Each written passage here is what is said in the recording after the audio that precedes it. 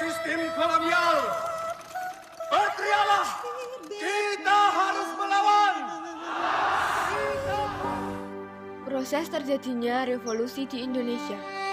Pada tanggal 6 Agustus 1945, kota Hiroshima seketika lumpuh akibat bom atom.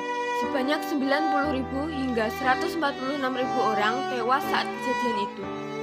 Selang 3 hari kemudian, bom atom pun kembali jatuh di kota Nagasaki yang menewaskan 39.000 hingga 80.000 orang. Akibat serangan yang dilakukan sekutu, akhirnya Jepang menyerah tanpa syarat pada tanggal 15 Agustus 1945. Melihat hal itu, golongan muda Indonesia tidak menyia-nyiakan kesempatan. Mereka menculik Soekarno dan Muhatta dan membawanya ke Ranjau Steamrock. Soekarno-Hatta didesak untuk segera menyatakan kemerdekaan. Sehari setelah penculikan pada tanggal 17 Agustus 1945, Soekarno membacakan teks proklamasi yang dirancang bersama beberapa tokoh. Proklamasi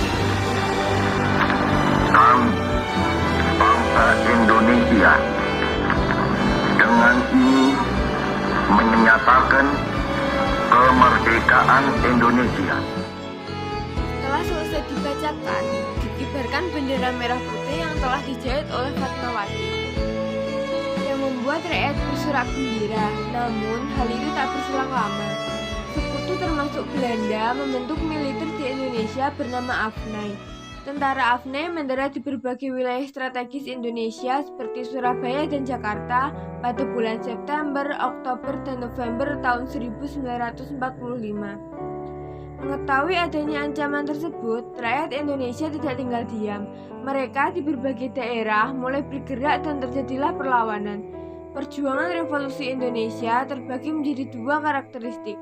Pertama, perlawanan secara fisik, dan yang kedua adalah perlawanan menggunakan jalur diplomasi. Surabaya menjadi lokasi pertama perlawanan Indonesia setelah sekutu kembali menginjakkan kaki di Indonesia. Arek-arek Surabaya bersama dengan salah satu tokohnya yaitu Bung Tomo dengan heroik melakukan perlawanan terhadap sekutu.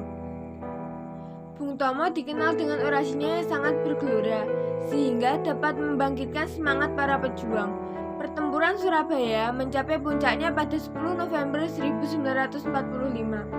Atas semangat keberanian dan jiwa patriotik dari para ulama, santri, dan masyarakat Surabaya, tanggal 10 November kemudian dijadikan sebagai Hari Pahlawan. Setelah Surabaya, berbagai daerah pun ikut angkat senjata melawan tentara sekutu. Jika dilihat dari jalur diplomasi, ada banyak macamnya. Salah satunya adalah Konferensi Meja Bundar.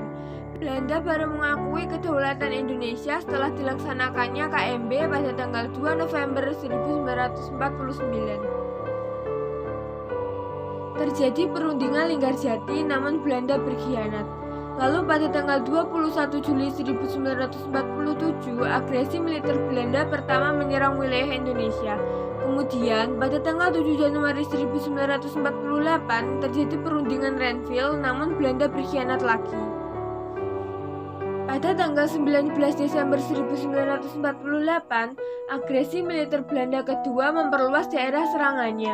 Hingga 14 April 1949, terjadi perundingan Remeroyen yang kembali dihianati oleh Belanda. Tanggal 19 hingga 22 Juli 1949, Konferensi Internasional memulihkan kedaulatan Republik Indonesia tanpa syarat. Pada tanggal 23 Agustus hingga 2 November 1949, KMB Belanda mengakui kedaulatan Indonesia. Jadi, revolusi Indonesia berlangsung selama 5 tahun yang terjadi pada tahun 1945, yaitu saat Soekarno membacakan teks proklamasi sampai Belanda dan para sekutu mengakui kedaulatan Indonesia pada tahun 1949.